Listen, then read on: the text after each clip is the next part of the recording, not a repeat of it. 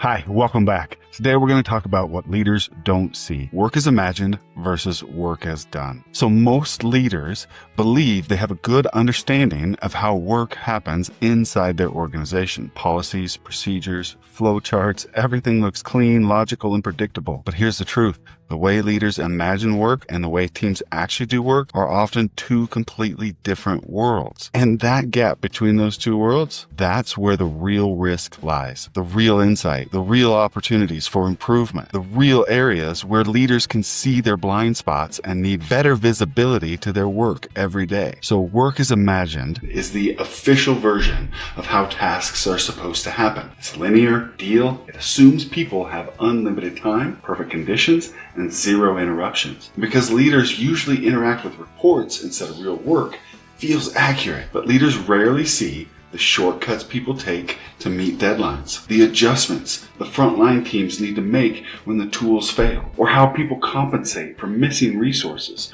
or poor procedures. The trade-off workers make to keep operations moving are endless. The imagined version is neat and tidy and makes us feel good, but the real version is messy and incredibly valuable. Now, work is done is how work truly unfolds. Pressure, imperfections, constraints, real human judgment. People adapt because they have to. They redesign processes on the fly. They solve problems before management even hears about them. These adaptations are not failures. They're intelligence, but leaders rarely get access to this intelligence unless they intentionally create space for it. That's where learning teams come in. Here's the leadership problem. Leaders make decisions based on data. Data is often incomplete because it was never built to capture real-world work. Reports hide context. Dashboards hide variability. KPIs hide operational struggle. So leaders assume work is functioning as designed when in reality, their teams are constantly fighting the design to get the job done. This disconnect creates wrong decisions, unseen risks, blame when something goes wrong, fixes that don't actually fix anything, because leaders don't care, but because leaders don't see. They have no visibility to it. Now, learning teams flips that dynamic.